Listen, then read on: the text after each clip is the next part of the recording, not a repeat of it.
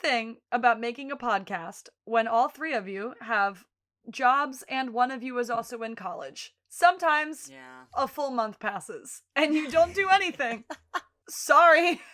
Hey guys, we've been going through it. Sometimes you have to reschedule recording 3 times. Yeah. Sometimes life happens.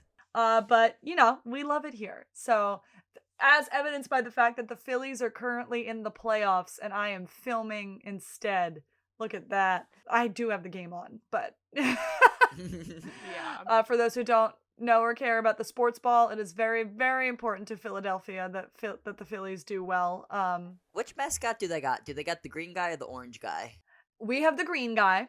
Baseball is the Fanatic. You've seen Always Sunny. You know. Yeah, no, I forget which mascot it was, but then I totally remembered. Baseball is the Fanatic, our green guy, and the orange guy is Gritty. He's hockey. Hockey, yeah. Yeah.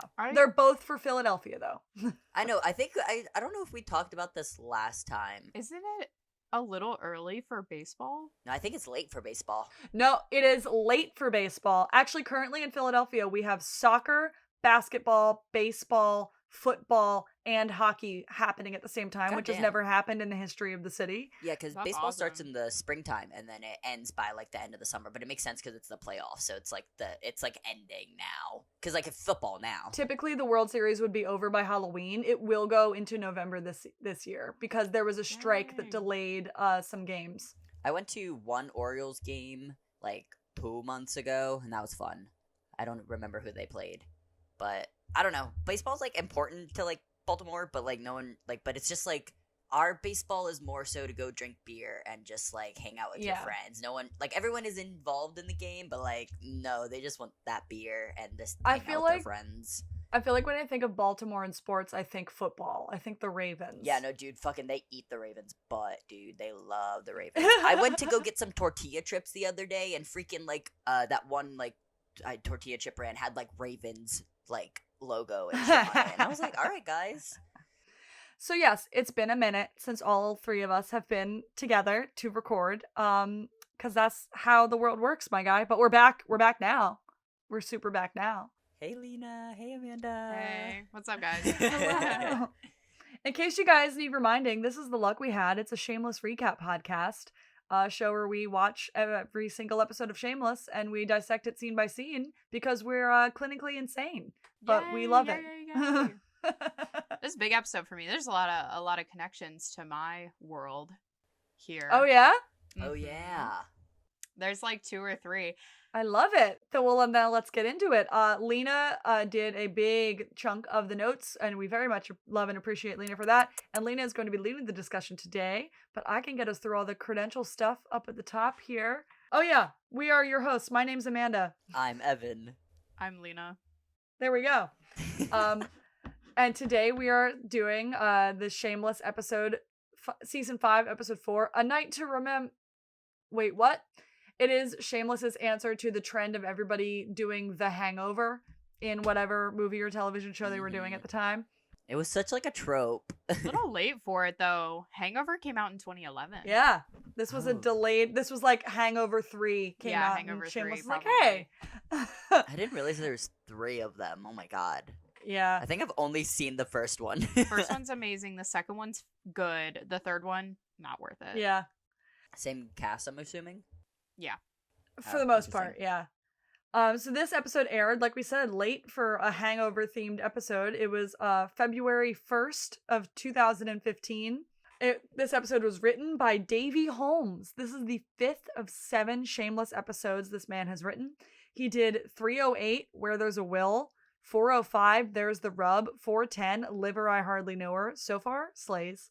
This one, and he does 511, Drugs Actually, which also slays. And then 604, Going Once, Going Twice, and 609, A Yurt of One's Own. Which do slay. those do slay. I think this is the silliest episode he writes. Oh, yeah. It is a silly episode, yeah. I got to that part last night with, I'll just wait till the episode, but damn, it's so silly. I think you know exactly what part I'm talking about. Yeah. We'll talk about that. Yep. Yeah. It's a silly, goofy part. This man has also written on the show Get Shorty and Pushing Daisies and Law & Order Original Recipe. He's very talented, very busy. It was directed by Richie Keene. This is a one-shot for this guy, first and only shameless directing job. But he has also directed on comedy TV shows like Always Sunny, New Girl, Sirens, The Comedian, Superstore, Keenan, The Mick, AP Bio, Zoe's Extraordinary Playlist, The Goldbergs. He's very busy. He also directed the Charlie Day movie Fist Fight. So like Always Sunny, The Mick, Fist Fight, AP Bio. He's an Always Sunny kind of guy. I saw that Fist Fight movie.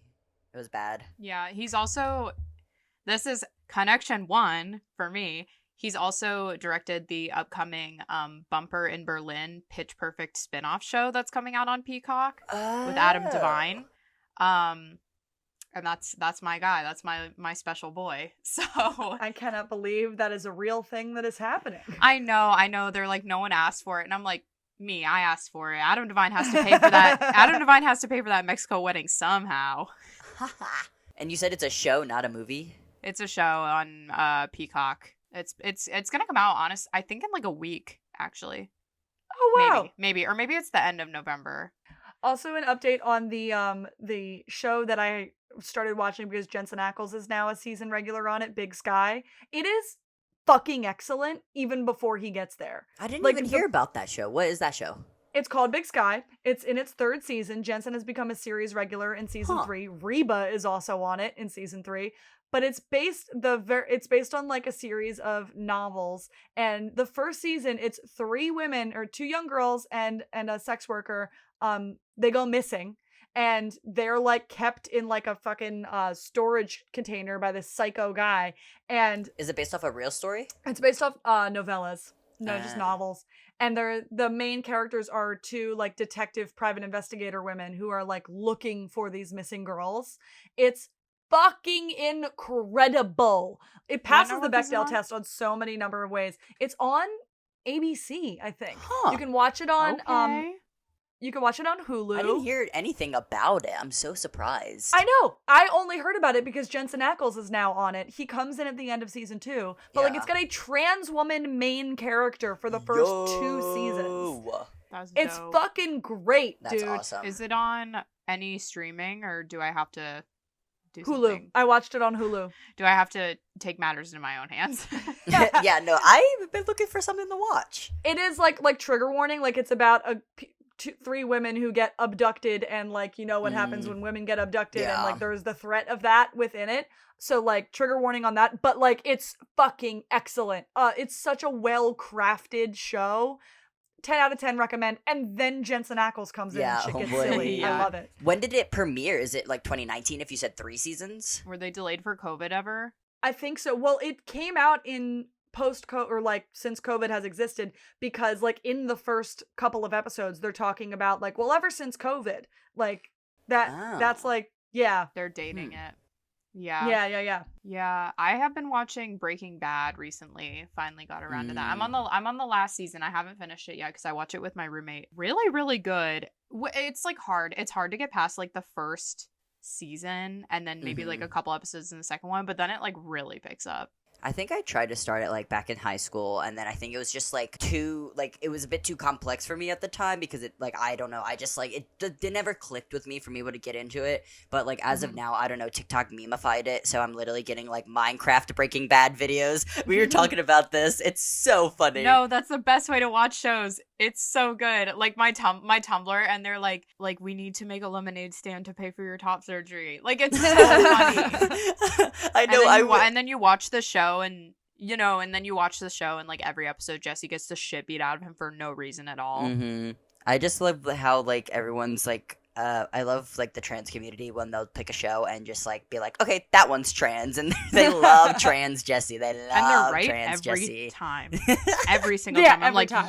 You guys are right. Like when people point out in Lazarus Rising of Supernatural when Dean like lifts up his shirt and what he's looking at is the scars that he doesn't have from when the Hellhounds killed him. Mm-hmm. But what all the trans men that love Dean Winchester say, it's like, oh, he's looking for his top surgery scars because Cass rebuilt him and got rid of his top surgery scars.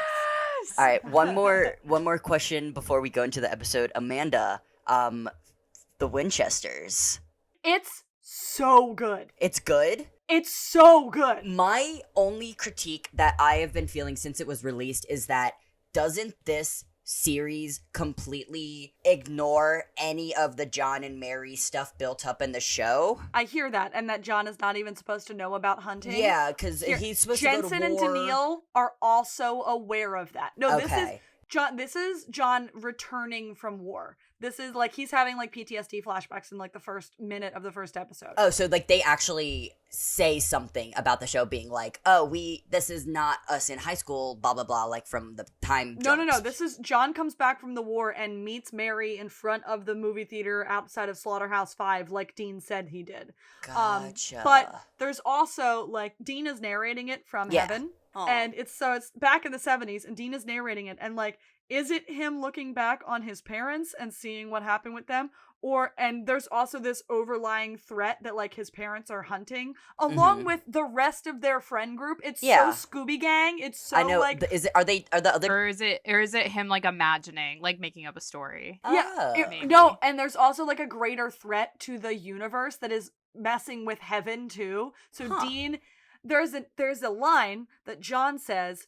Because John's not supposed to know about the Men of Letters, but in the show he knows about the Men of Letters, and Jensen is aware of all of these inconsistencies to the mothership, and he is going to fix it. Okay. He has a plan. I'm trusting him. Is it because someone else like took his idea, wrote it, and then he was like, "Hey guys, that's actually not correct." He is simply aware, and he's like, "Trust me, just trust me." He's probably just gonna tie it in with some like stupid fucking. It's supernatural, so they're gonna be able to tie it in somehow with some random fucking person or entity or spell. In the first episode, John gets a letter and a key. He's like, some random man I've never met gives me a key and a letter to this bunker and then disappears into thin air. I'm like, some man John has never met who can just pop up out of nowhere and then disappear in the blink of an eye. I know a certain trench-coated angel who has a tendency to do that kind of fucking thing. Do you think they'll throw Misha in as like a little like, haha? Do you think like he was messing with John and Mary? Yeah, because he's the one who like brings Dean to them in the past. So like, who's saying that Cass didn't do that? Like, yeah, but Daniil, weren't they being watched when they were pregnant?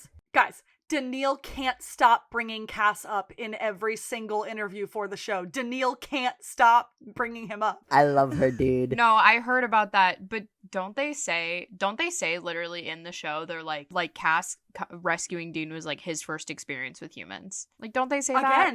But again, if he is in heaven with Dean and he can pop back to the 70s and do this thing, then like that timeline for Cass remains the same. Oh, so the timeline's like all so he funky. Could go there whenever he wants. Yeah, that's so. If Dean's like, I'm remembering things, and Cass is like, I can literally go back in time and do that.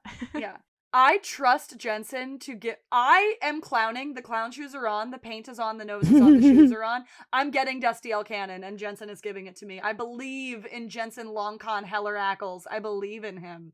How many episodes are we in? 2? 3? 2? Yeah. Okay, now that you said that, it might interest me in watching it, because, like, as we know, I was a supernatural baddie for the longest time, thanks to Lena. And, I don't know, just, I think when I first heard it, everyone's immediate thought were, like, that's literally not the lore. We watched 12 seasons of a show to know how the upbringing, and I think now that, like, once you watch a show, those details are sprinkled to understand, so that convinces me to watch it now, because I went into it being like, it's literally just going to follow a new fairy tale storyline, and I don't care about that. But it seems like it's being a lot more lore-based. And I also get Dean back. I got Dean back. So did Jensen. That's a gift. I love it. I mean, I think it's hard when you have shows that run that long to, like, keep a consistent lore anyway, because it's, like, as much as we love to be, like, get a whiteboard, like, it, you know, you have 15 years of lore to build off of. It's complicated. Yeah. There's also in the last episode that just aired, like a shadowy figure that appears out of nowhere and does a little bit of purple colored magic and disappears. And everybody's like, Rowena? Was that Rowena? Oh my god, forgot about her. Because Crowley is a demon, has existed forever, can show up whenever. Rowena is a witch, has existed forever, can show up whenever. All angels, all demons, all monsters can pop up truly when the fuck ever in this show.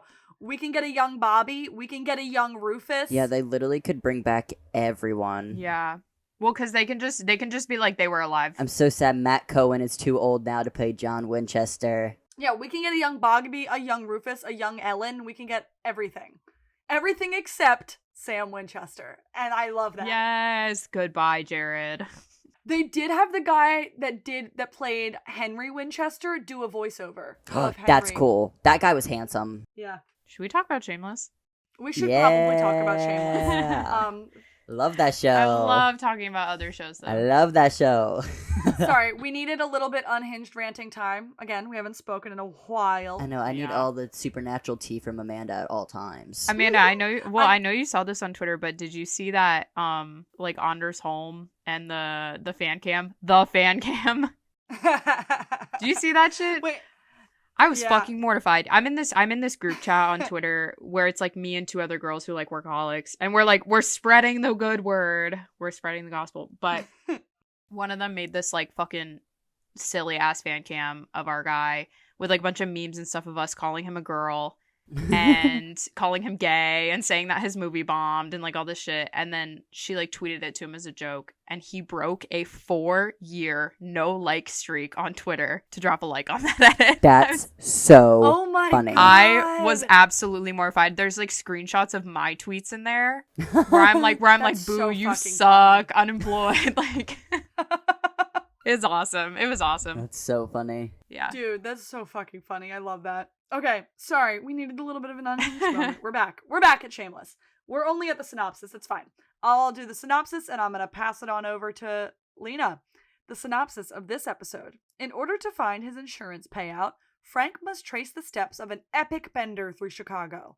Fiona and Gus make a decision. Lip visits Amanda and her family. Carl starts a new job.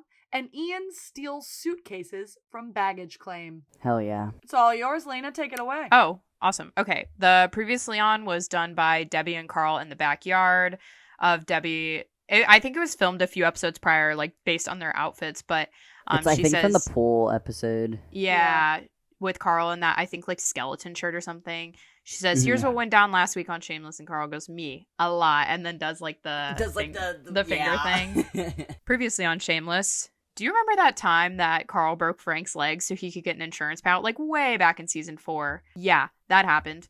Amanda tries to use Lip to scare her parents, and he made 10 grand off of it, but they also actually like each other a little bit. Debbie did a fucking horrible thing. You know the thing. Kevin V are having relationship issues since the babies were born. Fiona got screwed over by Davis and is now hooking up with Gus. So that's what happened. We open on Frank asleep in a park covered in bird shit. He was celebrating his insurance payout from his femur break, like back in season 4. A cop wakes him up and tells him to get the fuck out of there, and he doesn't care about Frank's insurance payout. Well, because Frank's like... Yeah, Frank's like, I'm getting an insurance payout, and the guy's like, I don't fucking care. Can you just leave the park? I know, he was like, you don't look like someone who has that type of money. Well, no, he's like, I don't... Well, because Frank doesn't think he's gotten it yet. So he's like... So the cop's like, I don't care about the money that you're about to have. Like, who cares? And then we join Fiona and Gus naked in bed, and he's making up a song about sweaty balls called The Ballad of Sweaty Balls. I gotta say, in this entire episode, I am kind of team Fiona and Gus. Like, in this episode, they are very sweet with each other. No, I was always team Fiona and Gus. They're so cute. I was always team Fiona and Gus. I was team Fiona and Mike. Like, I'm just team Gus, I think. I am so team Gus. He gets a good ass ending a little bit. I love Gus. I still follow his actor, dude. I think his name's like Dave Abril or something like that. I don't know. I still follow him because he's such a dilf. Yeah. Doesn't he still release music? Yeah, that's what he does. Like, he's just like a singer, and then he just has like a little like folky band. He was good. Mm-hmm. He sings so much in this episode too, by the way. Yeah, just like little songs or whatever. So Fiona wonders how they're not sick of each other because it's been a whole 9 days and 12 hours since they started up. Like started dating, period. Yeah. And then they vibe out to Gus's guitar, and we cut to Miami. Pretend I said that like Will Smith. Sorry. First inning in park home run by one of our home run kings. Yeah, that is so funny. For the listeners, Amanda just go, like Philly. her jaw dropped and she threw her hands in the air. He's the kind of guy that'll hit a home run and stand and watch it before he like, starts running. He'll be like, yeah, I did that, guys. I can like, take my time. Well, I'm like, if you hit a home run, I'm like, and it goes out of the park. I mean, I know you said it was in park, but if it goes out of the park, I'm like, why do you have to run it all? Like, can't you just be like, yep. I mean, I know they're like, okay, victory lap. Mm-hmm. Anyway, We're in Miami. Pretend I said that like Will Smith. And Lip is the visiting. brightest the show has ever looked. Oh my god, truly, they turned the lights on. Literally vamped it up. At least they didn't put like an orange filter over it. It's just like bright and No, clear. they would do that shit if they were in like Mexico or something. And they have. They would be like, it's orange now. Yeah. Oh my god, they literally did. They literally did do that. Yeah. What is it with shows and doing that? They love it. Did you see that one tweet that was like like lighting is dead, and it was like the two stills from like the very first Halloween movie from the most recent one of just like how lighting and cinematography lighting is ruined. No, real. And that makes me a little sad that Rough House Pictures and Danny McBride and David Gordon Green flopped so hard on that Wait, I haven't seen it. I haven't seen the third one. I haven't seen it yet. I haven't either, but streets are saying. Yeah. The streets, that's what I heard the streets are saying. The second one sucked real hard. Danny McBride, I'm sorry. Maybe you just don't have what it takes for that. To reboot a franchise, like, maybe not. Well, see, here's the thing is the first one was great, and the second one sucked. Yeah, I enjoyed the first one. I didn't see the second one, and this is going to make me not want to see the third one. But that's the thing, too, is it's like, even if you have a really great idea for that first movie in the reboot, you have to follow through and do the other two. So it's just like, but why I don't know. I'm gonna be disappointed. Everybody watch Righteous Gemstones. He did a good job on that one. Okay, we're in Miami, baby. Yeah, Miami. Lip is visiting Amanda at her parents' place, and the Miami sun looks good on him. And you her got that parents, white t-shirt on, or the white button up. Yeah, her parents are rich. And the house, rich. Yeah, rich. The house is fucking insane. Amanda apparently has two older sisters who are out playing squash, or doesn't she also They're have younger? Yeah, she's two younger Yeah. sisters. Yeah. Lip says he doesn't care that her dad's a douchebag. It's just nice to have a break from like Chicago and working construction and all that stuff. Over to Carl, who has grills, and he's like dripped out in chains. And it's like a montage of him just like getting ready. I know the song they're playing of him like getting ready is like it's ridiculous. Like, yeah, it's just it's the start of White Boy Carl. We're starting that up a little bit. But happy Fiona comes bouncing down the stairs, and Debbie like corners her low key, and she's like, "I want to go on the pill." She's like, I think I should go on the pill. Fiona's freshly laid, having a good time, bouncing on around, and Debbie Downer is like, I would like to go on the pill. Yeah, and she says that it's best to be prepared the next time she has sex. Which, like, wait, did she tell Fiona that she had sex? No. In the last episode? Yes. She did? She did. Yeah, she was like, and Fiona was just like, okay, like, were you safe? Yeah. And she says yes. But a little bit she wasn't. Please note, every time Debbie speaks, I just have girly pop, I hate you. Girly pop. Yeah, this is like the start of like this season was the start of Debbie's downfall. So anything after these seasons, anything she says is not relevant, and we do not endorse her. Nope. Like she had some like okay moments later on, but it's like you soured the whole thing for me. Like season 1 through 3, she girl boss, young girl, powerhouse. Season 4, I felt very bad for her most of the time. I was like, oh, society conditioned you to act this way. Season 5, I'm like, okay, there was a line and you absolutely crossed it. You made a mistake. Yeah. Fiona tries to just keep Debbie to condoms, but Debbie says they aren't effective enough, so Fiona agrees to make a clinic appointment. But ideally, aren't you supposed to use like Yes, that's why Fiona's like, why don't we just stick to condoms? And Debbie's like, well, they're not effective, so can I also get the pill? Right. Debbie wants to I thought she was asking like pill. Well, because we know later on she's like, I'm on the pill. We don't need to use a condom. So it's like obviously in her head. But she didn't wait like thinking. but she's verbatim. She didn't wait it out either.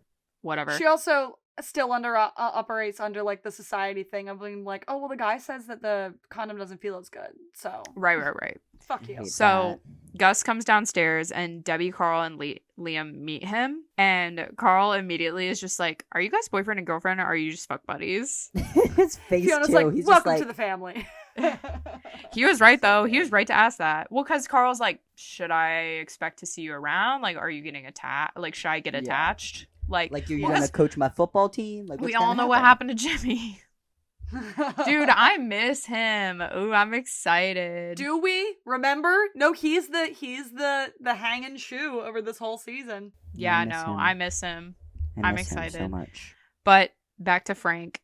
I mean, Boo. Shameless very rarely has like A plot and B plot and C plot and whatever, but Frank has a real, I guess, A plot this episode. Mm-hmm. Like, Yeah. he's the main focus. He and Like, Fiona yeah. are the A and B plot in this episode for sure. Yeah. You said what two things, Amanda? I didn't hear. Him and Fiona are the Oh, A yeah. and B plot for sure. And then I would consider Then the Mickey and Ian stuff right under that. no, I would say it's Lip. Lip Oh. Lip is the runner. And then would you put Kevin V above Mickey and Ian? I would put Kev and V and Lip on the same tier. On the So, C like, plot, and then Ian and Mickey yeah. are like Ian and Mickey just have like cameos. Yeah, They they're literally like have two I feel like scenes. they're like the comedic relief for this episode. No, they're the sadness relief. The sadness relief. They're using just a couple of minutes in this episode to slowly build up stories that they will run away with in the next couple episodes. Yeah.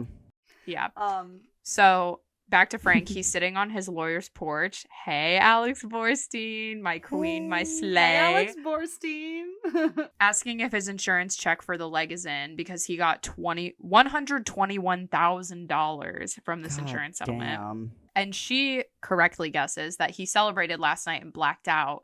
And it actually turns out he lost like the entire day of Tuesday. So like he started celebrating Monday night, I think, and it's Wednesday morning now. Yeah, because Well, no, he's like, he started, it's Monday. He started celebrating on Tuesday. She's like, you came up to me at exactly this time yesterday, and you got he just lost Tuesday. He just celebrated. lost it. Yeah, morning of Tuesday, and just. And then lost she all day. shows him her like phone with the day of it, and he's like, "Uh-oh." He's like, "Uh-oh." I would like to state for the record that it is the bottom of the first. The Phillies have already gotten a home run. We now have two guys on base that the pitcher walked, and now our home run king is walking up. The San Diego Padres have not gotten a single out yet. Not one. Damn. Fucking love this. Slay. Okay, sorry. It's gonna be the weirdest episode. No, it's gonna be great. She tells him that. Well, we're rusty.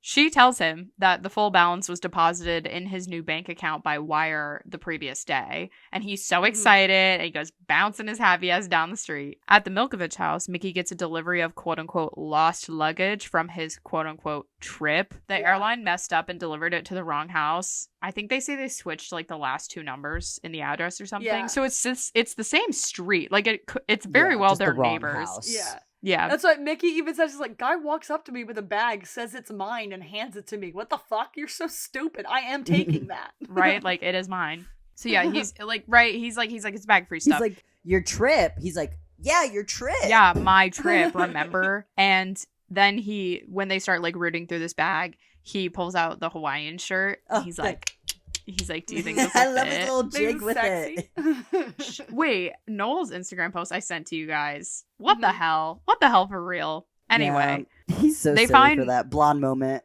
well, I was no seriously blonde moment. I was like 97 degrees in the end of October, and you think that's You're normal. like, thank you so much. That's you so were like, cool, guys. yes. Was he aware of what he was saying? Was it just No. No, blonde moment, Okay. old man moment. He literally I was don't like, even know. last year Okay. was 87, now it's 97. Wow, don't you love this? Like, Don't it was you something love so California? And I'm like, no. No. Hopefully your not house good. is gonna catch on fire in the middle Like, of that's November. not a good thing. No. It's so Actually, funny. He's so stupid. Anyway, they find meds in this bag, and Ian is like, should I Google it and like see what it does before we take any? And Mickey says, no, just like give me some and I'll let you know. I Googled Yeah. it. It treats high blood pressure and like heart disease or whatever. They'll go get It so literally doesn't do high. shit. It literally doesn't do shit to you. No, not at all. But they are so fucking married. And then this is where I came in to take over the notes. So the two decide to like have beers despite it being before noon. Like Ian literally just woke up and Mickey walks away to get them and Ian like stares at the suitcases like very intensely.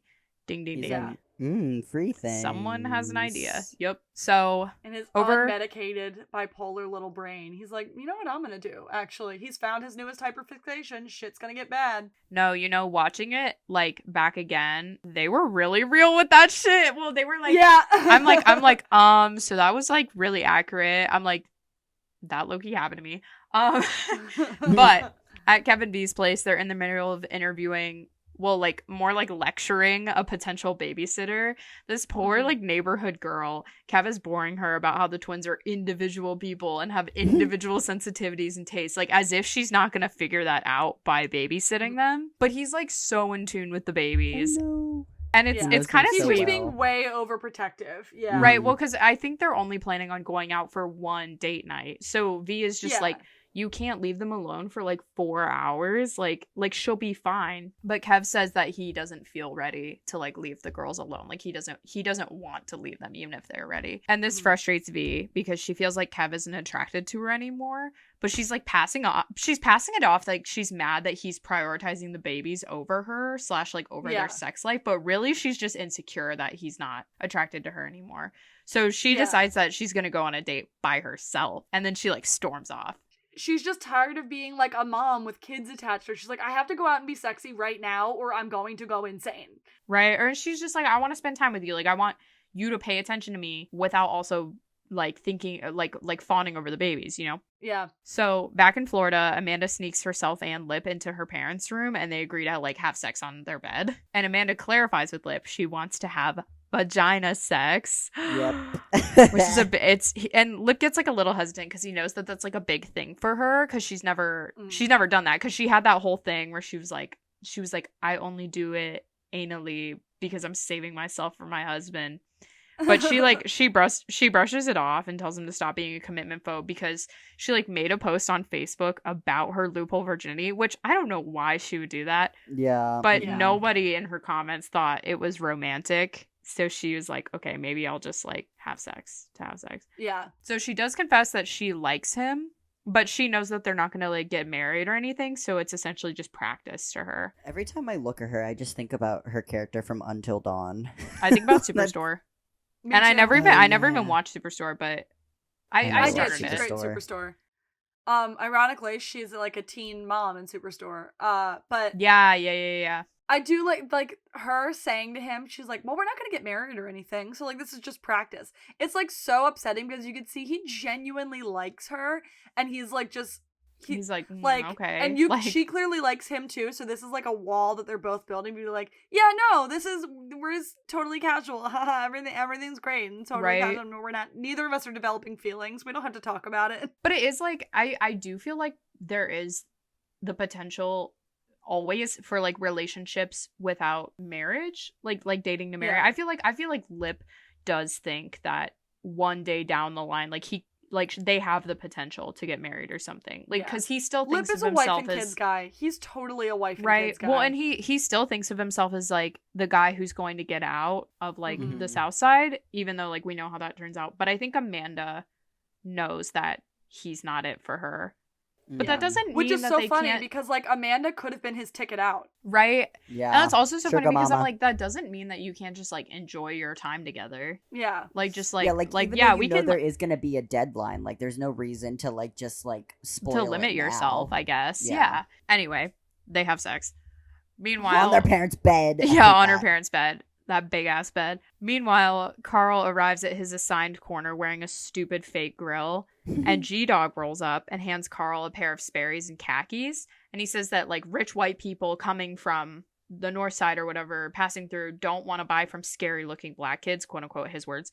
So Carl's gonna have to look the part of like cute little white kid on crutches. I know, and he's so pissed off because he got dressed just to like look the part. And No, they're like, seriously, nope, white boy. he's like, are you kidding? Like, but back to Fiona. She's in the middle of her shift at the diner and she stops by Gus's table where he's like doing some work, and they're so in their honeymoon phase that it is literally sick to me. It's so It cute. is sick. Is this the part where he literally goes like, is it weird that I have an erection in a family diner? Yeah. Yes, I think so. And she's like, that's hot. Oh, she's like, I'm pouring you hot coffee. Do you want me to blow on it? Do you want me to blow on it? And he's like, I'm hard. Sometimes Emmy, so relatable. like sometimes Emmy her accent gets like so Chicago that it makes me laugh so hard. Well, she'll be like just like really wide and like I don't even know. I can't even think of a sentence she says in this scene that does it for me, but like it is funny. It is funny. Sean gives Fiona like a hard time about Gus not ordering enough food to warrant sitting in the cafe all day. But Jackie comes by and it says she's happy for Fiona, and then Sean like gets another dig in before he leaves. That's kind of Sean's role this whole episode, just like come in, be passive aggressive, and then go. But it's like I know he just like gives dirty looks from the background. My buddy, my guy, you had your chance. My brother, you said no. Like my brother. Sorry. you had your fucking chance. No, No, really. he's being petty. He's jealous. He just, well, and he probably has some whole, like, Madonna whore hang up or whatever. Doesn't Anyway, he, like, literally say that too? probably, Ben, like, about the Kev chaos. says that. No, about Kev says that the- about V. But he probably has some whole thing where he's like, well, I don't want her to be with anybody if she's not going to be with me, like, you know. Mhm. But I don't want to be with her. I just want her to, like, keep chasing after me. At the bank, disheveled Frank walks in and he's almost kicked out because they think he's like just like a disturbance or like whatever, but another banker or like the manager guy like comes to his aid and he offers Frank a plate of danishes and he just starts eating all of them. It's so funny. He just like He's starts like- shoving them in his mouth. No, he's like no, like I'm good, and then it's like placed on the desk in front of him, and then over the course of this meeting he eats like 4. So we find out he did open an account the day before, and as the banker tries like walking him through smart ways to invest his money, Frank says that he wants to withdraw all of it. Unfortunately for him, he already took it all out the day before in cash. God, In imagine cash. 112 or 121. 121,000. 121. God, in They had to cash, call in. Well, dude. yeah, they had to call in like armored trucks or whatever because they Yeah. don't. He was like, it's not every day that somebody asks for that amount of money in cash. Like, we had to call in other banks. Don't like, move actually money. have that much on hand at any Yeah. one time. Right. Well, because nobody goes and withdraws 121,000. But Yeah. more unfortunately for him, he didn't say anything to the banker about where he was going, just that he was going to celebrate.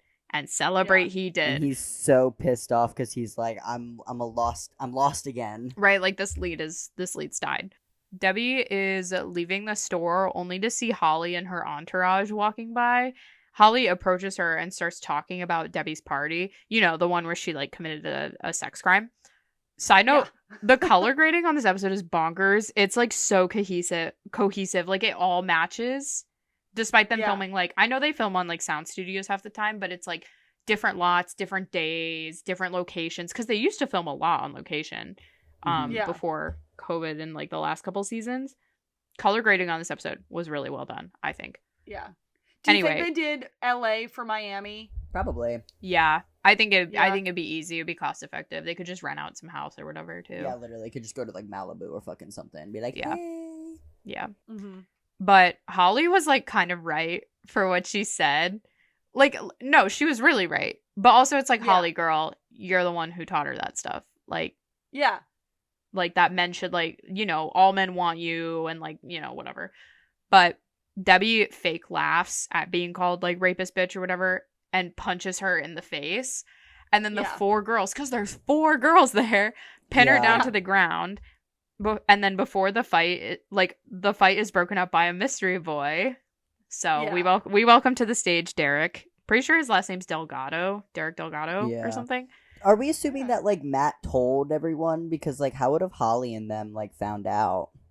No, I think people saw her take him upstairs, like, by the and just, hand like, or oh whatever, boy, and was, just like, kind of fucked up. assumed. Well, when they didn't and come maybe down for somebody the heard them at the park the next day or something. Yeah. and then they don't come down for the rest of the night. Like, people talk. Yeah. I bet maybe Carl said something to people. Oh, I bet Carl told people. Oh, yeah, Oh, 100%. Because Maddie Yeah. left in the morning time, so, like, he probably been like, what is he doing here? Or just like, well, when Debbie's like talking to Fiona, like, I had sex. And people put 2 and 2 True. together. They see Maddie like fucked up at the party. Anyway. So he shoos the other girls away, and Holly spits rapist bitch in Debbie's face. And Debbie is You're in right. awe. She was right for that one. Yeah, she was right for that one. Debbie is in awe of this mystery guy. But he calls her out, he's like, I saw you start the fight. If you're gonna pick fights like that, then you should learn some moves. He always says it like that in this episode. He's like, you should learn some moves. Yeah. Like, no moves, not showing any moves in question, just you need them. Like, Yeah, but you he's should like, learn some he's moves. like, you can't just throw a punch when it's a 4-on-1 and you don't know what you're doing. But it's like you should learn how to like kick. You should learn some holds or like what. He's always just like, you need to learn some moves, and it's like, okay. So he leaves. He just like runs off, like jogs off with her because I Runs think away. he's in the middle of a workout or something, and she spots Reflex Athletics on his shirt on the back. Mhm. Back Light at the bulb. diner, yeah. What's Reflex Athletics? Oh my god, yeah, she yells that. She's like, wait! Back at the diner, Fiona sits next to Gus, who's working on the score for a children's video game. And they chat a little, and then he like casually slips in that he's falling in love with her. Casual, not so casual. 9 days. It's been 9 days. 9 days and maybe like 15 hours. Yeah, but 9 days nonstop together. I don't Yeah. know. People are crazy sometimes. She's shocked. She doesn't quite reciprocate, but she's not like turned off. And her phone rings like while she's at the diner. She goes to pick it up. It's V inviting her to go dancing, and she says she can't bring her boyfriend. In fact, V doesn't even want to hear about him. And Fiona Yeah. immediately tells V about like how Gus said he was falling in love with her, and that it made her like excited and tingly. And V just like hangs Yeah. up on her. She's like, nope. Good for her. It's so Don't funny wanna hear because it. Fiona is like in shock answering the phone, and V is like hot and running. She's like, "We're going out. You're not talking about your boyfriend. You're not inviting your boyfriend. None of this." And Fiona's like, "Yeah, so he loves me." So he just told me that he's falling in love with me, and I wasn't turned off by it. Like I actually really. And V's like, nope. No. Back to Frank, walking into the Alibi. He's immediately welcomed by the regular patrons, including Tommy, who thanks him for buying everyone's drinks the night before. And Yeah. Mickey is there, sitting on a stool, wearing that goddamn Hawaiian shirt from earlier. I love that orange Relatable Hawaiian king. shirt. And he like chimes in. He's like, I'm bummed I missed out. And when Frank doesn't respond, he asks what's wrong. Like, it's such a it's so funny. He's like, Yeah. What's wrong, Frank? Yeah. So Frank admits that he doesn't remember the night before and lost all of the money. And he's like, when Frank says, I lost a fortune, and Mickey's like, "Oh, misplaced a 20, did you?" Yeah, did you? And Tommy's like, well, you should like check, like, did you check your pockets? And Frank's like, oh, fucking course I check my pockets. But then he actually does, and he finds a set of car keys to a Porsche. Ugh. God damn. Whoa. At Reflex Athletics, the gym, apparently a boxing gym, Debbie finds Derek, and she asks him to train her, but he's like, I'm not Mr. Miyagi. So he tells her to take like the free trial class. Hashtag curved. Get out of here, bitch. I know, and he's like not stopping his workout like the entire time she's talking to him. No, he's like still not punching the having heavy it. bag. Yeah, he's like, Yeah. whatever. She is not worth his time. Well, he's like this weird little white girl. At the corner, a white customer pulls up for Carl, and he does his deal, but Carl's stupid, and he gave him like way too much for the money Yeah. he was paid, so he owes his like, I guess, I don't even know why this kid is like, you owe me 100, because they are kind of co-workers. He's not G-Dog, but maybe he's like the one in charge. Yeah, Yeah. probably for like that like route or like that like That corner. He's like, Yeah. he's like the head kid or whatever. Anyway, either way, Carl owes this kid $100 now, and he kind of looks away. He's like, oh man, like, dang it, I screwed up. Frank finds his car randomly on the street. I wonder how he was able to like retrace his steps for that. He probably just He like was just looked for the kind of- one Porsche. In right? Well, it's like freaking Chicago's Chicago. big, like, Big, and but there's he, rich people in Chicago too. he was just kind of like walking around and like clicking the fob, I think, but it was just like, anyway, he found it, and it's absolutely banged up with multiple parking tickets in the windshield and a crack pipe in the front seat. Yeah, because Frank had said earlier he only blacks out when he smokes crack. Like, he only can't remember stuff when he smokes crack. When he smokes and crack. he grabs the crack pipe, and there's like a little look on his face like, oh, damn it, that's Like, why.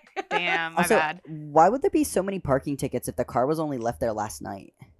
No, parking in cities like that is crazy. Yeah. Like you can It- get like ticketed like hourly if anything. Yeah. Yeah, well, Oh, it's damn. been I a didn't know whole that. day. Like, he bought that car, parked it somewhere, left it there like the whole time, you know.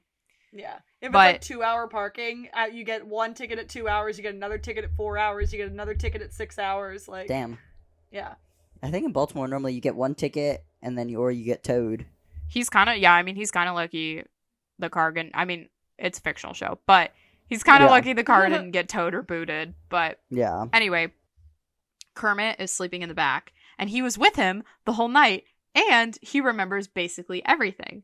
So he Yeah. bought the car, then did crack, and then they ended up at Chinatown. So that's I where love the way they're Kermit headed says off it. He's to. like, you bought crack, you offer me some. I wasn't in the mood. But I love how like they introduce that so Kermit's in funny. the back. He's like in the back seat with a jacket over top of him, and then he like wakes up and scares the shit out of Frank. He's like- he wakes up when Frank like starts up the car or something, and he's like, "Oh my god!" Like, No, He's like, Kermit, Kermit, what are you doing in my so car? And he was like, funny. what a wild night, Frank. Back in Florida, Amanda's parents arrive with their little siblings and their nannies, and the dad gives Each Lip like kid has a nanny. each kid has a individual nanny. Has a nanny. And it's the nanny that corresponds with like what other, because each daughter I think is a different ethnicity. So I think they said they had like it for like to correspond with like what Oh their yeah, ethnicity was. it's like I do weirdly get it because families like this have their kids signed up for like all sorts of things to like make them as well rounded as possible for like college Yeah. and future. So I'm like I get it. Like they need an adult to take them there, and like one person can't handle two of those. Mhm. But it's also like They do have parents. the fucking audacity here, Yeah, right? the kids Well, are- but the Those parents. daughters, they're at least like 12 years old. Well, There's at two least of the them. dad works. I don't know. Yeah, Shit about Amanda's in mom, college. but- It's only like 4 people in the household, and you're telling me they hired 2 other people to take care of their kids. No, yeah, it's. Rich I mean, bitches. it is just another representation of like how wealthy they are. Yeah, no, exactly. It's showing you like just how much money they can just be like, oh, my kids need Yeah, a whole here you go. another person to take care of them when I can just be like, And like it further Yeah. separates how much Lip doesn't relate to this because they're like, Mhm. "Oh, do you want one of the nannies to make you a sandwich?" And he's like, "No, she's busy. I'm not Like gonna she's bother got enough her." on her plate. Yeah. yeah. And the dad like gives Lip a hard time about the 10K, but he ultimately drops it. I think also just because it's like, why are you giving him such a hard time over this? This is chump change to you. Yeah. Like look at your house and Yeah, your no, kids and literally. and their nannies. Like, you know, Like, if he had that big of a problem, he would have not let Lip walk through those doors. no, Not my fault you exactly. handed this kid $10,000 in cash. That sounds Yeah. like a you problem. No, exactly. And I totally forgot. I forget every time that Suzanne Cryer played Amanda's mom. I know her from she was Lori Bream in Silicon Valley, which if you haven't seen that show on HBO is really good. Really, really funny. Everybody who works in Silicon Valley says that it's like super, like kind of accurate. I mean, like a funny version, but like super accurate. It falls off but they did have like Silicon Valley had like TJ Miller was in like the main group of characters, and then he was written out around like season 3 or 4 after all of his like controversy stuff with Me Too and the bomb threat. She's in like one episode of like 1,000 TV shows. Yeah, she's Yeah. awesome. She's on Seinfeld, it said. Yeah. Yeah, everybody yeah, was on Seinfeld. Anyway, Amanda's dad starts locking the wine cabinet because he believes, even if he doesn't say it, that Lip is gonna steal from it, and Amanda like yells at him, but Lip doesn't really care. And so Amanda goes off to make them cocktails anyway. At the club, Fiona, in this beautiful zebra dress, she looks awesome in it. But she goes to order drinks while V hits the dance floor, and V also looks very slay, just so we all know. That like pink or orange or red or something dress. And she catches the eye of like some rando guy and goes over to grind on him. At the bar, another guy eyes Fiona, and she like occupies herself with her phone, texting Gus or whatever, obviously not interested. He gives her such a dirty look afterwards too. Right? He's And it's like all right. it's like all she did was look at you, like Yeah, all Can she she did not was stare? give you the not gonna happen look, and he was like, "Bleh," and then like turned around. no, seriously.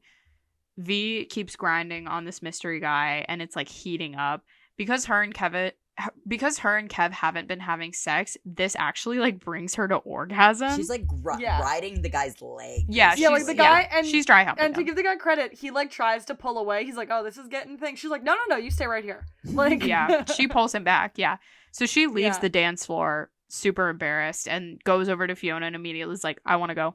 Let's leave. I saw you texting your boyfriend the whole time. Like, let's leave." Yeah. And outside, V tells Fiona about the orgasm.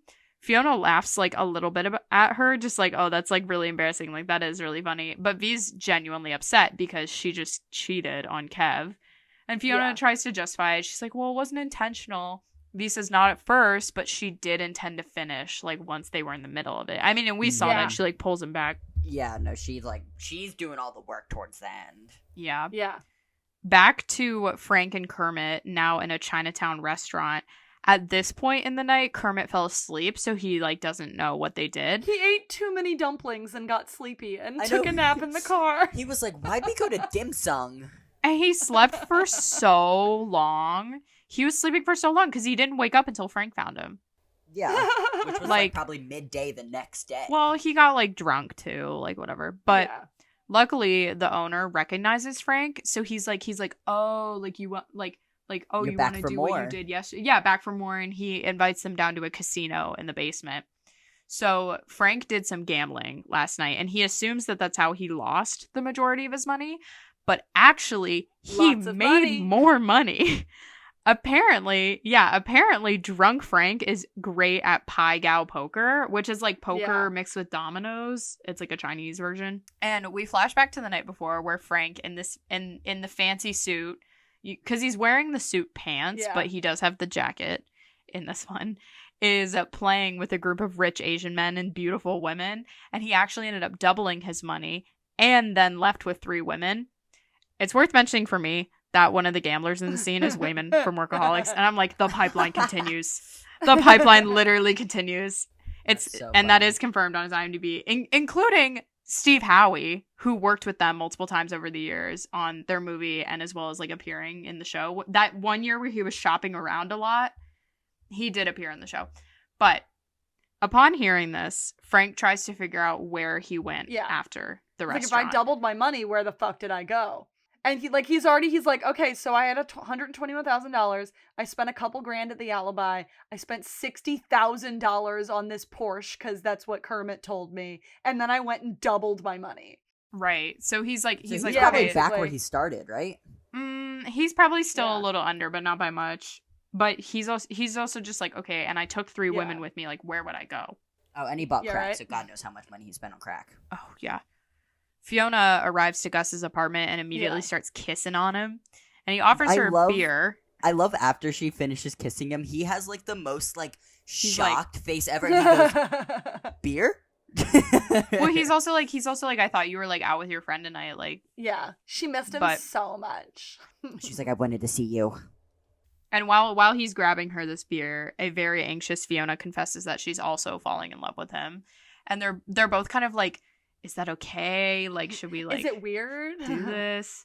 But they do accept it, and then there's like a montage of the 2 of them hanging out and being cute in between like intense fuck sessions. I was gonna say, I feel like we have seen, Which I was like, honestly watching it, I was like, okay, this is cringe. Like, this is just like yeah, played out to me. I'm like, Oh, see, no, I kind of loved it. I kind of love, like, the hot and sexy sex scenes, and then, like, them laying in bed and watching TV, or, like, shoving toast in each other's mouths. like just they were chilling. watching like I was just watching it last night. It was like they were Yeah, watching yeah. ER.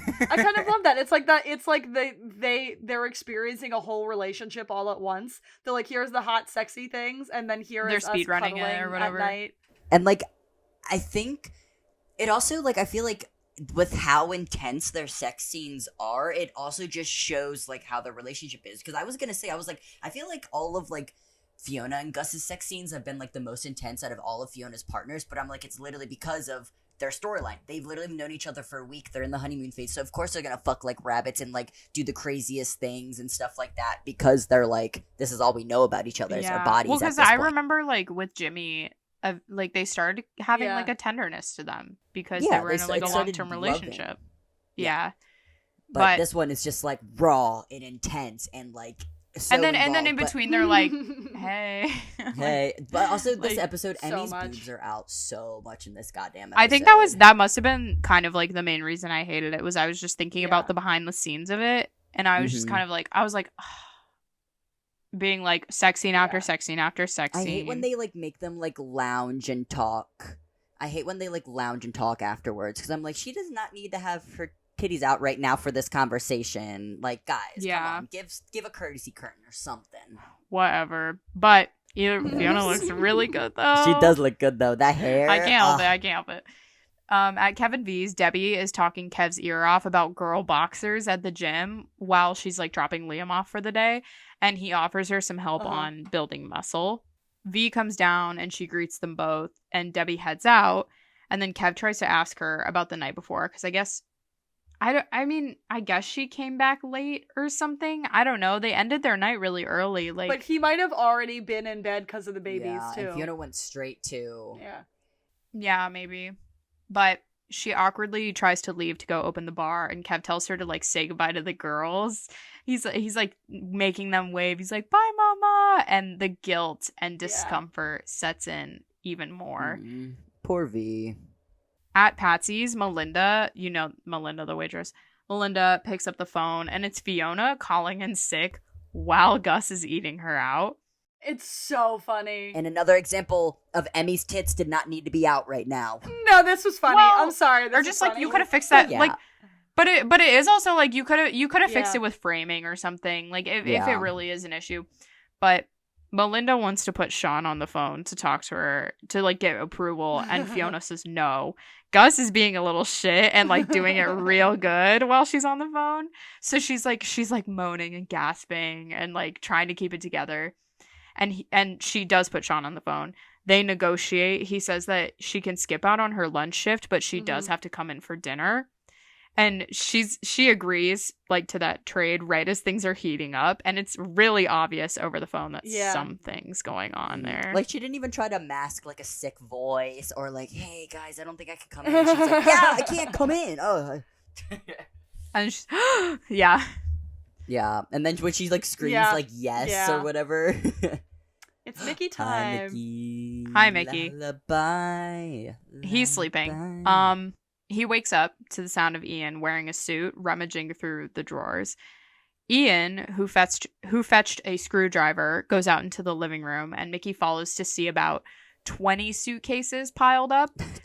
I love his voice when he comes out. He's like, "What is going on?" He walks up, "What the fuck?" What the fuck? Yeah. Can't say he isn't a comedian. Yeah. And Ian says that Mickey's accidental suitcase gave him the idea to just go and steal some from the airport. Dumbass. And Mickey turns around to find Svetlana wearing a sparkly dress and a fake mink shawl, and she's still heavily pregnant. And he says that they both look insane and that the suitcases are just going to have junk in them. But I love it. It's so funny. She's like in the dress. She's like, "I look nice." No, he's like, "No, you both look fucking insane." He's like, "Is that real mink?" And she goes, "No, it's fake." It's fake, but it looks nice, no? doesn't it? No, it doesn't. Ian points out that they have some stuff. They have electric shavers, Jamaican rum, and a huge, massive cock dildo. It's like at least 1.5 feet. It's like big. It's very large. I love that Mickey's first problem with it is that has a hair on it. No, it's not like it's like a double like dildo or anything. Like it has like a base to it. Like there are balls. There are balls on that thing. Yeah. Mickey's first problem with it is there's a hair that on has it. a hair on it. Don't touch me with that thing. Fucking thing. Well, he's like, you don't want it? Like, and he starts chasing him around with it, using it like a lightsaber. We all know the scene. Blah, blah, blah, blah. Yeah. Mickey ducks behind a column. Ian throws it and hits him in the face. And then Ian and Svetlana and Noel behind the column like burst into laughter. You can like for one split second you can see Noel. Yeah. But it's also it's also like he would have broken character. I would have laughed too. I would have been like, okay, I'm laughing. Like I would have laughed so hard. I think he thought he was out of frame, like behind the column, because he gets hit in the face with this dildo, and he's like, "What the fuck?"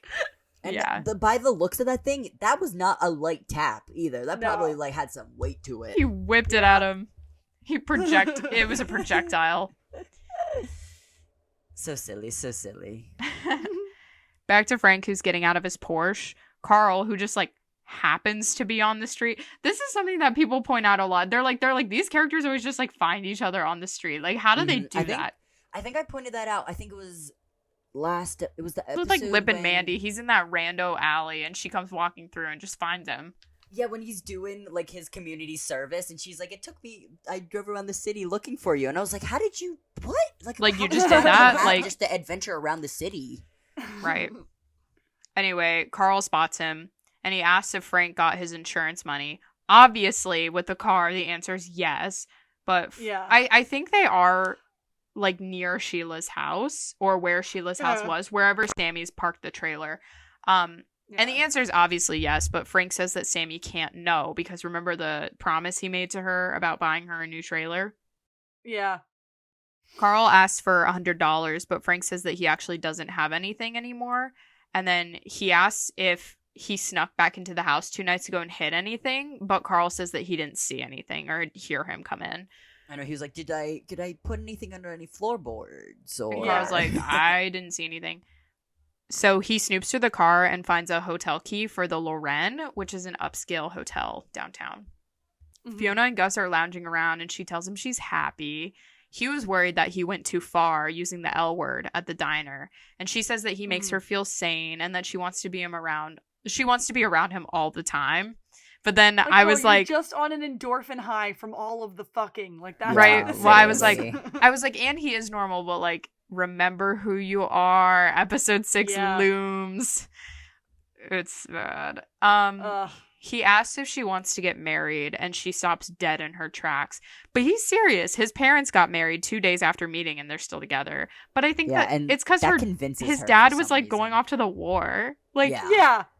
Like and they your didn't parents have are the to... exception, not the rule. They're the exception, not the rule. And she's down, so they just decide to get married like as soon as possible. It's kind of fun. She's like, I'd marry you today. I'd marry and he you was right like, now. Right? He was like, I'll marry you right now. Let's go to City Hall. So At the dramatic. gym. Yeah. At the gym, Debbie is practicing drills in class with a partner, and they're supposed to go through the motion of hitting, like in slow motion, but not actually hit each other. But the other girl, like, clocks Debbie in the face. So she immediately kicks her in the leg and starts beating on her, like, so hard.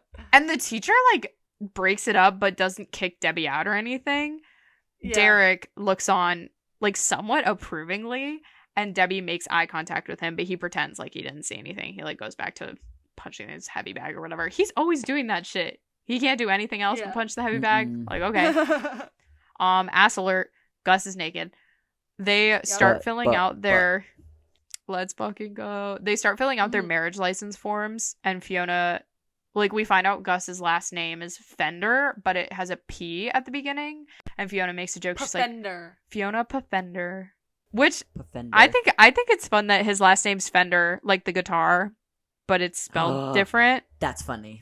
It's so funny to me. He's like, it's fucked up. Like, yeah. And she goes, it's fucking sexy. Frank and Carl. God, they are so cute. They're burn so bright. They are very cute. And as bright as we burn, we die out just as quickly. Yep. Frank and Carl make it to the hotel suite. He's actually paid for the room through the night. And the prostitutes are sitting in the living room area drinking. They discuss in, I believe, Mandarin, which one is going to fuck Carl. Gross. Yeah. And Frank left his jacket there, presumably maybe with like a wallet in it. He also paid through the weekend for the prostitutes. And Frank tells them to relay everything they know. So he had invited a bunch of dentists from a convention in town to his room to party, and they did a shitload of coke and drank.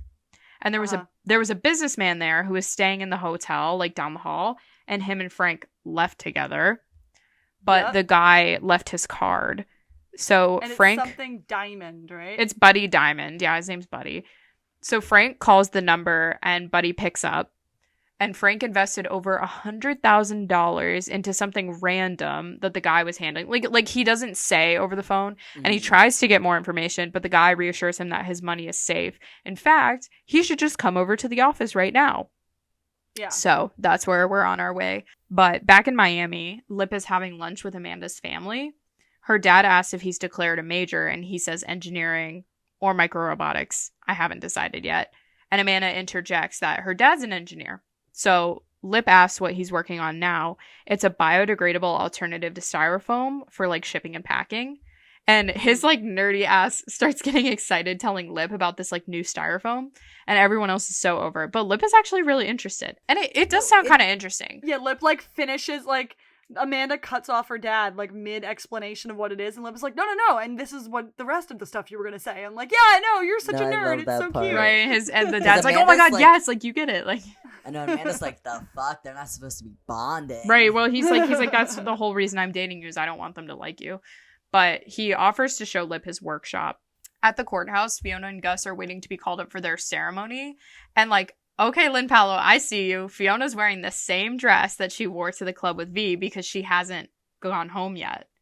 Yeah, that was her only article of clothing, which I guess explains why she was naked the whole time too. But she does wear his like button-up shirt at one point. Oh yeah, she wears some of his clothes, like a t-shirt.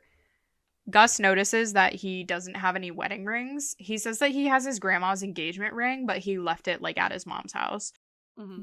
Gus buys a bouquet of roses from like a lady in the back of the courthouse, and Fiona notices that they're wrapped with rubber bands, so that's like the perfect placeholder for rings. And I don't know, there was some real chemistry there. I think about Fiona them. and Gus do have a lot of good chemistry. I do think if she had not cheated or like strayed or whatever, he would have gotten a little intimidated by I'm very excited to the see family. how this relationship falls apart because I don't know. You don't remember? Wait, you don't know? I never watched it. Oh my god. Oh my god, yeah. Wait, well, no, it falls apart in around episode 6. Yeah. Does it? But I do Okay. think eventually he would have gotten wrapped up in like the craziness of like the family, and I think he probably would have quit on her. Mm-hmm. Not because he's like a bad person. I just think he would be like, it was too early. Like I didn't, whatever. She starts to get cold feet a little bit. She's like, should we do this? Like, I don't know. Like, but then like immediately they get called up. Yeah, they're both like, I don't know, should we? Is this smart? Should we leave? And then they're like, Fiona and Gus. And then they're like, well, I guess we're already here. Fuck, I guess we have to. Well, I guess we're gonna do it. Then so we can have a time jump, like a small little time jump, which we don't even really need. But Frank and Carl arrive to the office. Before they get out of the car, Carl asks Frank if he knows fractions, and Frank immediately is like, "You're dealing, aren't you?" Well, he's like, Yeah. "What's like a 16th of an ounce? Like Yeah. what would that be? Or like whatever." And Frank becomes Rain Man. Just No, he gives him immediately he's Rain Man. the basic he's like, you have teeners, 8 balls, 8s, It's so funny. So that's that whole scene, just like a little cutaway. Fiona and Gus have their rubber band wedding ceremony at the courthouse. It's pretty cute. They're both giddy and in shock, and she throws her makeshift bouquet like behind her back, which is pretty sweet. I would also like to say in this next scene with Frank and Carl, the actor that we see is Sam Lloyd. He is also known as Ted from Scrubs. He is the nephew of Christopher Lloyd, Doc Brown from Back to the Future. No way. He died in 2020. R.I.P. Sam Lloyd. We love him. Did you notice any like resemblance watching it? I didn't know. I actually didn't even know that he was Christopher Lloyd's nephew until he died. But it actually makes sense because the guy who created Scrubs also worked on Spin City with Michael J. Fox. So like it totally makes sense. Yeah. So, but yeah, R.I.P. Sam Lloyd. We love him. Yeah. So Frank and Carl enter the office and find Buddy Diamond, and he sees Carl on his crutches, and then he says, "Oh, I see. This investment was personal for you." And they both agree, but they don't really know what he's talking about. So he leads them into a PT room with a bunch of homeless kids who have lost limbs, like one way or another, like they were born without them or they lost them.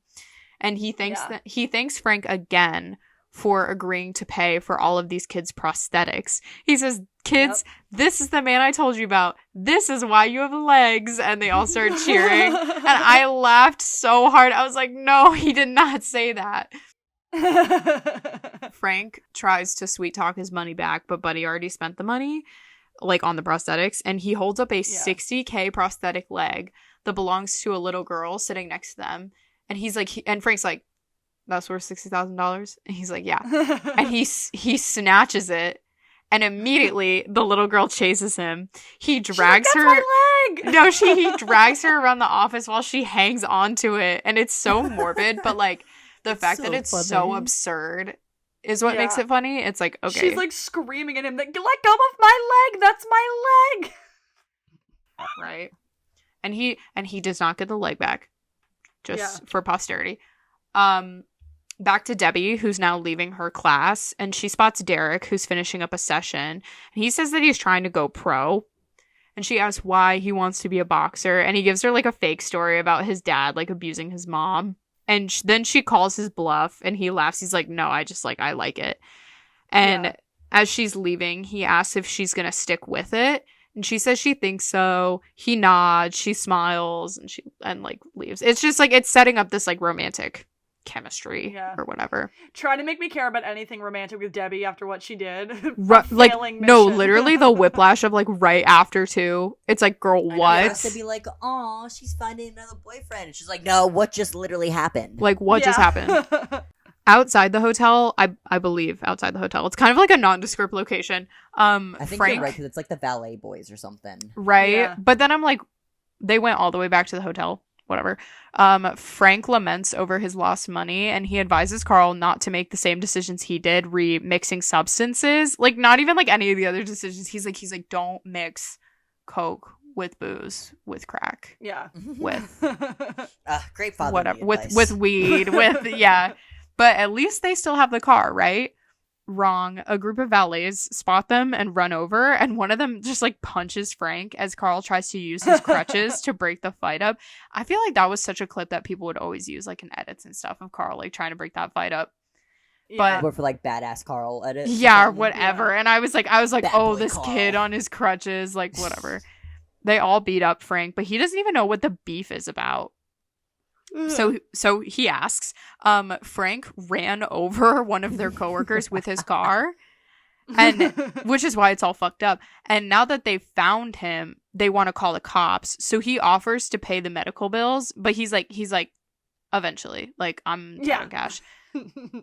But they kind of refuse. So instead, he offers up the car, and they don't want it because it's damaged. But he talks them into it. He's like, no, buff it out. It's fine. It's a $60,000 car. Just take it. Like take get like a magnet. Like, it's literally so fucked up. At the diner, Fiona's working her dinner time shift, but she keeps sneaking looks at Gus, who's sitting in the dining room. But it's like, oh my god, Gus, do you have nothing better to do than just like go sit while Fiona works? Like, because he's done that the last couple shifts she's worked, and if that was me, I would be like, this is my job. Like, I can't just, like, pay attention to you the whole time. Yeah. Like, not in an annoyed way. I'd be like... At least last time he was, like, working, and this time he's, like, at a band meeting or whatever, but... He's literally just sitting there, and Sean reminds her, he catches on to this, that, like, a few of her tables need attention, but then Sean just kind of, like, gives up and goes and serves the tables anyway. Mm-hmm. Gus's band members, including Davis, including the guy who, like... Mm-hmm. Whatever, enter the diner to meet him for this band meeting, and they sit on the table and pull out guitars. So Sean comes over and tells her to like tell them to break it up, because he's like they can't like sit up there, or they can't like play music in here, like, you know. So she goes over, but they start serenading her with the bridal chorus, and Gus apparently they start like screaming it, and Gus apparently didn't know. But Davis stands up on the booth and announces their wedding to the whole restaurant. And everyone's like clapping for them, everyone's cheering for them, but Sean's jaw drops. He's like, what? And he leaves. What'd he you leaves do before the floor. Lunch? And before dinner? Yeah, before the dinner shift. Don't be such a little bitter bitch about it, Sean. Doesn't one guy have like drumsticks too, and he's like slamming shit? But like to get married, like 2 weeks later, it's like, my god, girl, like, okay. It's one thing for her to like have a boyfriend, right? Well, it's like, it's one thing for her to have a boyfriend, because it's like, yeah, you rejected her, but marriage is like intense. When you're so sick in bed that you end up at the courthouse and get married. No, right? Well, and he was like, you're sick, like, quote unquote. Yeah, literally, like, she gets married after being like, I can't come in, like, I can't come in, I'm sick. Boo, you whore. Boo. Back in Miami, Amanda's dad is showing Lip his workshop, and Amanda comes in to invite him out to the pool, but he's more intrigued by the science stuff. She's kind of impressed, but she's also a little, like, annoyed. She's like, well, I want to spend time with him. Yeah, so he came here for me, not for my dad. Yeah. He leads love that, and the dad even, like, pokes fun at her. She's like, I don't know that I like that. She's like, we're only doing it to annoy you, honey. Like... Right? Like, I know you want us to hate each other. He leads Lip out to the living room to show him the styrofoam alternative, and they tried it out as a plant pot, like, so that it's like the plant and this like mushroom styrofoam stuff, and then he turns it upside down to reveal a hidden joint. Yay, weed! Yes. It's like the smell of the mushroom styrofoam hides the smell of the weed. Yeah. I love Lip's face, because he's like, was not expecting that. Well, and it's funny. He's like hesitant, and the dad's like, don't act like you don't smoke. Like, be real. Be fucking real. So they smoke together, and he asks him about his summer plans. And Lip tells him about the construction job, but then Amanda's dad offers to get him a paid internship potentially next summer.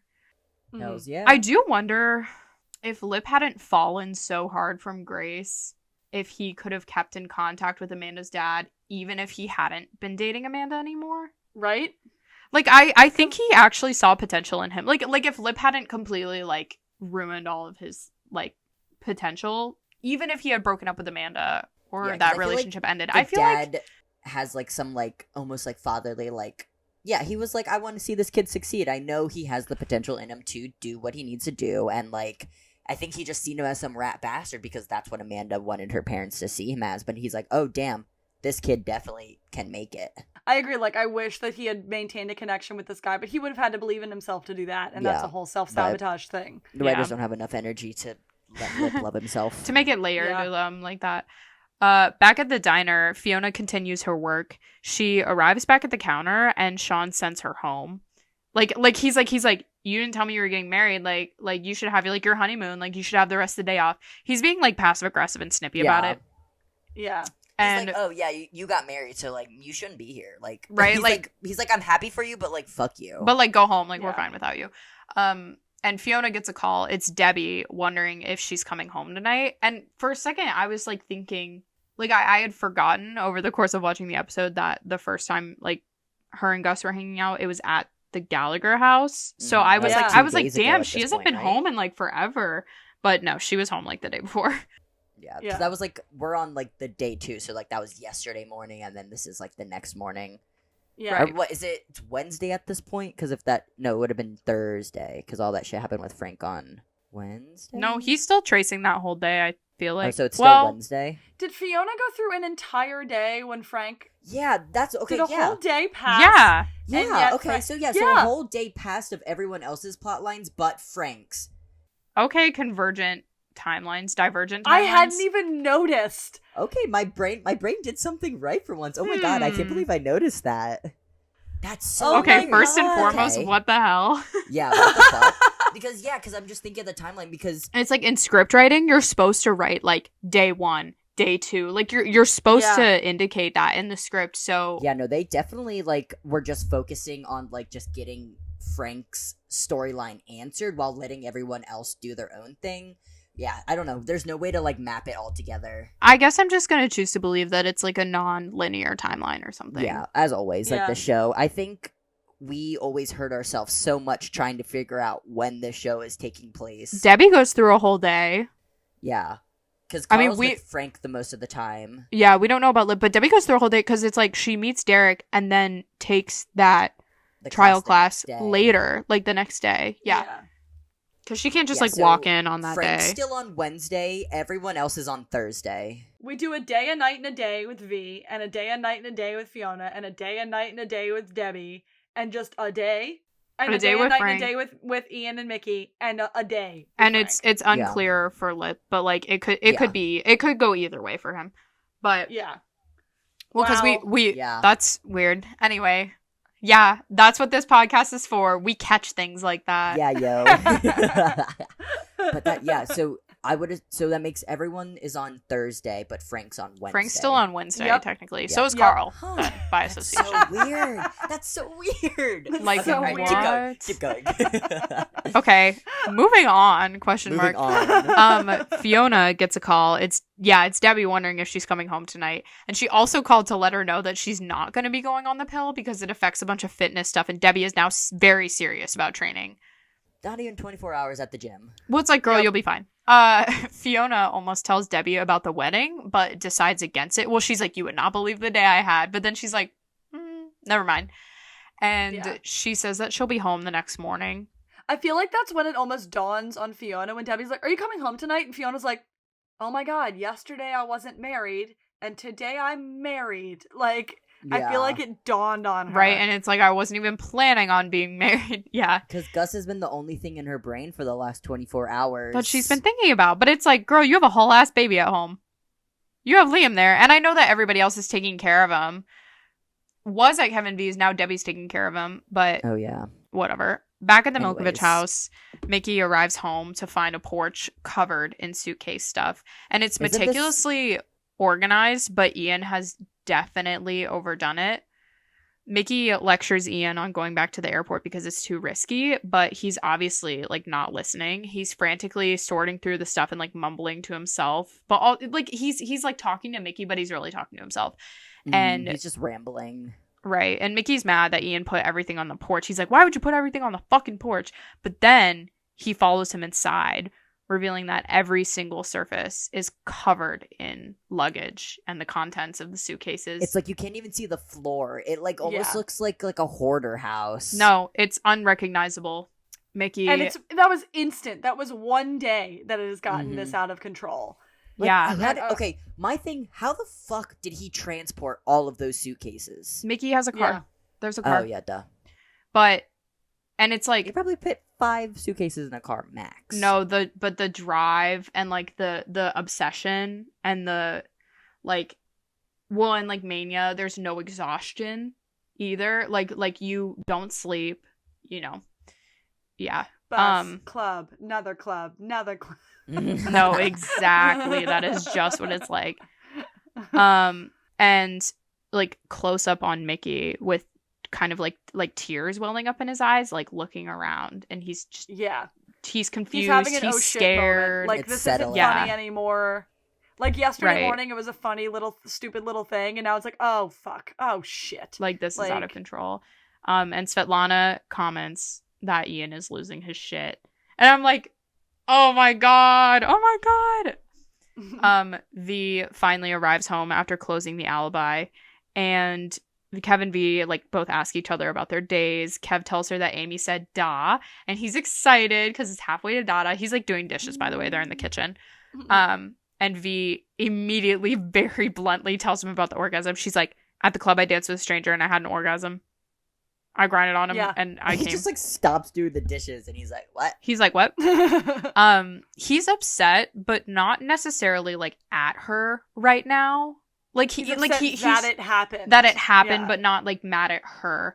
And she continues. She continues, and I think this does her like some favors, quote unquote, because she's just like, the orgasm just meant that I'm really horny, and I wish the two of us were having sex. Like I didn't like go out to cheat on you, you know. Yeah. And Kev is silent, but he seems like more sad than angry again. Yeah, I think this is when it like before it was like he had this whole thing with the girls and V didn't really have a connection with the girls, and he's kind of trying to build it and being like, don't you see, isn't it fun hanging out with our kids, don't you see, isn't this great? And she has like been screaming into the void, you don't understand, something is missing for me. And I feel like this is when it finally collides for him. He's like, oh fuck, something is missing for her. Like I think that's when it finally gets Something's to him. missing. And also just like we haven't had sex since we had the babies. Like, Yeah. that was a very big part of our life as a couple beforehand. And other couples do it with newborns.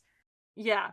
And for some reason, like, it's not clicking for you either. Like to her, like for her, she's like, it's not clicking for Kev. It must be a problem with me. Yeah. So that's where we leave off with the two of them for this episode. At the Gallagher house, Frank and Carl are sitting on a porch, sadly drinking the expensive wine from the hotel. And it's actually like a really beautiful shot. Beautifully shot. Maybe not like, a beautiful shot. It's not particularly complicated. Something about just like Frank and Carl scenes when like he has a bottle and he drinks it and then he just like nonchalantly just like hands it to Carl. I don't know. They've had He just like gives in and lets him. Because that happened with the end of season 4. He gave him the liver, and when they're at the liquor, I don't know who the DP was on this. That's what I'm saying, right? Well, because I'm like, McKnight. I'm like, okay, director, like Richie Keene, but it's really down to the DP for that stuff. The cinematographer on this was Kevin McKnight, who was a cinematographer through the first. Oh wait, no, just the first 4 seasons. So why is he credited in this one? He just did like a one-off episode, maybe. Maybe, yeah. Like a couple or like half a season. I know they switched like their DP at the end. Well, and that's why it looked so sitcom-y by the end. It did. was like, I think in the last like couple seasons they had a different, I think probably Oh my post God. season 7 they had a different DP. I was rewatching season 11 the other day just because I was bored. Because I was Dude, like, it's I like a haven't seen, world like, away. I know. I haven't seen like Silly Mickey in a while, so I was like, oh, let me watch that. And I was like, this is not the same fucking show. And like, also, it just makes me giggle every time they do outside shots with that horrible green screen.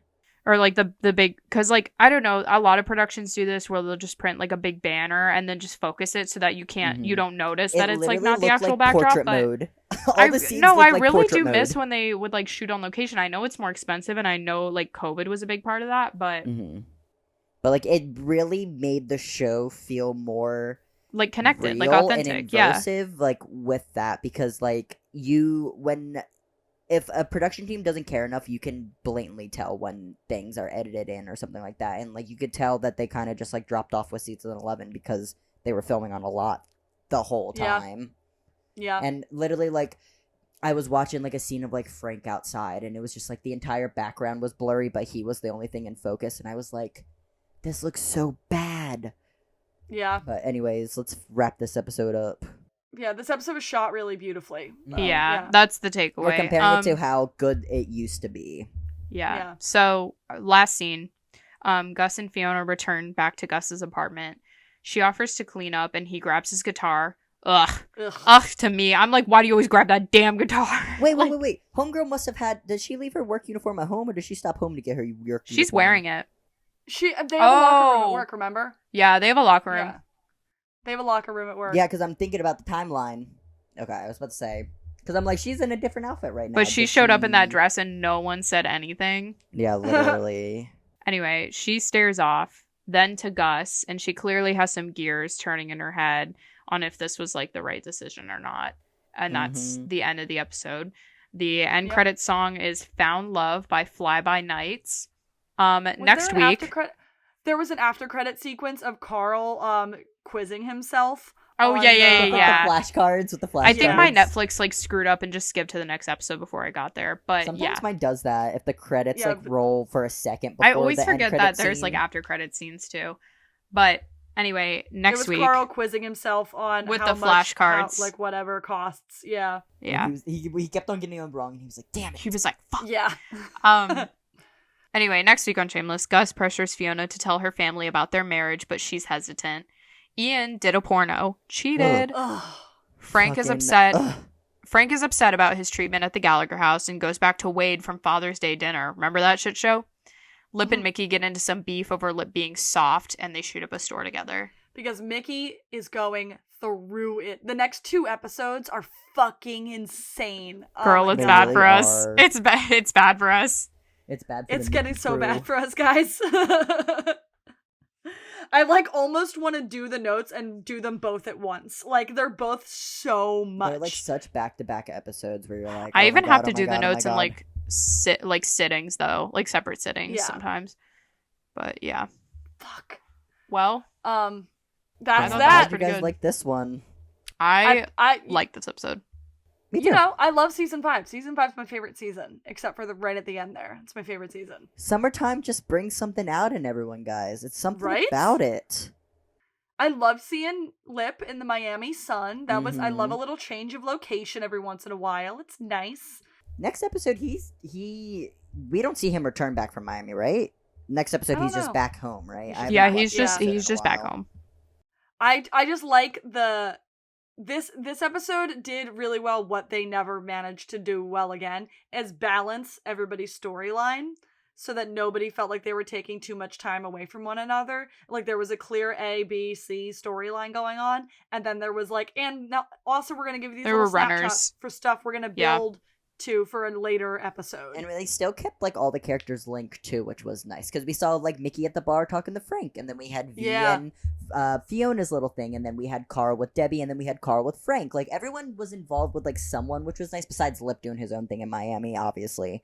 But no, I think it flowed very nice, and like as like you guys said in like the beginning of the episode, like it definitely like starts a lot of storylines for what's gonna make the later half of this season. Right. I agree. I think you guys said it all. Other than the timeline thing that we pointed out, that was my Yeah, only, that I was guess, so like, creepy. disappointment. I can't believe I never noticed that. Right? I can't believe I never noticed that. I think it's because I watched the episode last night and I was just watching it earlier today that I was like able to be like, wait a second. And then also reading it, like I was like, wait. Yeah, I know we pay attention to the time a lot or like track the timeline, but I think we should do like a more thorough job. Just to really like log it, just to be like, Yeah. I mean, the How show bad did they also did a fuck up? really good way of masking Frank's storyline. That until Debbie went, "Are you coming home tonight?" all of us went, "Now wait a minute." Yeah, literally. Like the show did a really good job at hiding from us what they've done there. other than the fact that we literally saw Fiona and V at the club at night. While we Yeah. also saw Frank's stuff. So it's like Yeah. that is kind of how it stood out to me too. It was like, oh, we saw Fiona and V going out at night, but we've only seen Frank during the day, but it's supposedly the same day. Like, Yeah. Like what happened to his night? And then as of now, it's summer of Lip's before his sophomore year of college. Ian's what at this point? 18? 19? 17. Still they say. 17. They say it in the show. They say he's still 17. And then What let's say- 17-year-old gay kid doesn't get horny? And his birthday's in May. Oh yeah. So actually, technically, he should have been 16 in season 3. when he joined the fucking military. God Yeah, they damn. said he was 17 at some point, but he actually should have been 16. Because I can believe the season 4 to 5 17-year-oldness, because those take place like right after the other. Yeah. This is a good one. I'm waiting. The next two are going to be so insane. It's going to make me want to Juicy. lose my fucking mind. But I'm excited for it. I'm excited to get back into this too. Like every time that we are actually able to sit down and talk to one another, it's great. I love it. I missed you guys. I know, like we always have such a fun time, and then we like don't talk for like because obviously we don't not talk to each other. We have a group chat, guys, so we do talk pretty frequently. Since the last time we recorded, Evan saw my sister in person in Maryland. Yeah, I literally, I think I had gone to LA. I had gone to LA and seen your sister in the time that we recorded the last episode. So, and people don't know, I met Amanda's sister back in like 2014, and so she came to Baltimore and we went to like a little horror movie convention. It was really, really freaking fun. We met Skeet Ulrich. Yeah, Zoe That is said a you slay were a picture. real one because she originally missed her photo op with Malcolm McDowell, and you were a real one and helped her get to the autograph with Malcolm McDowell. Yeah. Yep, no, I made sure we got in line because I felt so bad for her because when they did not tell us, photo ops literally go in a flash. Her photo op was at, let's say, 1:30. We got there at 1:50 after meeting Skeet, and the photo ops were already over. And we were like, you didn't even give a full 30 minutes. Like, we were like, at that point, like, I was mad they didn't give her a refund, but they did let her exchange it at least. And then we also got to go meet him John afterwards. Bernthal. Yeah. So, and honestly, the autographs are usually better because you get to say something. Dude, like when we met Jonathan, literally not even 10 seconds. When we talked to Skeet, me and her both got at least a couple minutes with him. Wait, Yeah. you met John Bernthal? Yeah. He was in The Bear. Yeah. Yes, he With was. Jeremy oh Allen yeah. White. Yes, he I was. met Lip's dead brother. Or dead And cousin. I owe a debrief from The Bear, which after watching the Emmys, did the Emmys happen since the last time we talked? Yes. Yeah. No. No. Yes. Yes. Yes. Yes, they No, Like did. yeah. Yes. they hadn't Last time we happened talked, when the we recorded? nominations had come out. No, I'm like, we can't even get into it. We can't even get into it. We can't. Whatever. We fucking can't. like fucking bullshit happened. It was dumb. It was Yeah. lame. It was boring this year. But- Didn't care. Hey guys, Yeah. now I can officially say my my pipeline to Noel Fisher is only 2 people now. Yep. You're getting there. Ooh. Yup. Because I met John, and then John met Jeremy, and then Jeremy knows Noel. Bada bing! What's it called? Does he, the though? 7 degrees? Seven degrees of Kevin The 6 Bacon is the degrees of game. Kevin Bacon, 6 yeah. degrees. Yeah, I'm 2 degrees of from Noel Fisher. Yeah. Jesus. I don't even know if I've gotten to the Supernatural convention of it all from when I went to DC, but that's a whole other. I could spend Oh my hours on God, that. literally. That's We're a gonna whole wrap nother this up. podcast of just talking about your experiences there. Yes. Special We're gonna wrap episode. this up. Including dragging some people who are the fakest friends on the history of the world and can go fuck themselves Tea. forever. Are Tea now in the blocked. Supernatural fandom. Mm-hmm. Been there, done that. I'm so glad. Anyway, we're gonna get out of here. We're gonna end the episode. We'll be back, eventually for the next two. The You'll next two see are us gonna when be big. You'll hear us when you hear us. We're Right. gonna lose our fucking minds over the next two. So Oh, yeah. they'll gonna So be happen. prepared. Yeah. But thank you, Lena, for doing so much of the work Thank on this you, week's Lena. episode. I so much appreciate it. No problem. And we finally got together and we will do it again. We'll get back into the swing of things. But until next Amazing. time, guys, follow Oh, us on all the things. Yes. luckwehadpod on Instagram, on Twitter. Email us luckwehadpod@gmail.com. We got a lovely fan email that I responded to a little bit ago. I'm sorry it took me a couple of days to respond, but you're lovely and amazing. They're up to season 3 in their listen, and it's great. Hell They're wonderful. yeah. Thanks for listening. Thanks for listening. Hold on, wait, let me find the email because it was truly such a nice email from this person to our luckwehadpod@gmail.com. I read all of them. Haley, shout out to Haley. Shout out to Haley. Thank you so much for listening. Hello, Haley. In Perth, Western Australia. Oh my god. Hey, International. Australia. If We you love our guys international friends. want to find any of our personal links, that will always be in the bio. We're on Twitter, Instagram, TikTok. You know it. Yep. And All if you want right, to buy a and then- sticker, message us on Instagram. DM us, email us. Goodbye. Bye. Bye.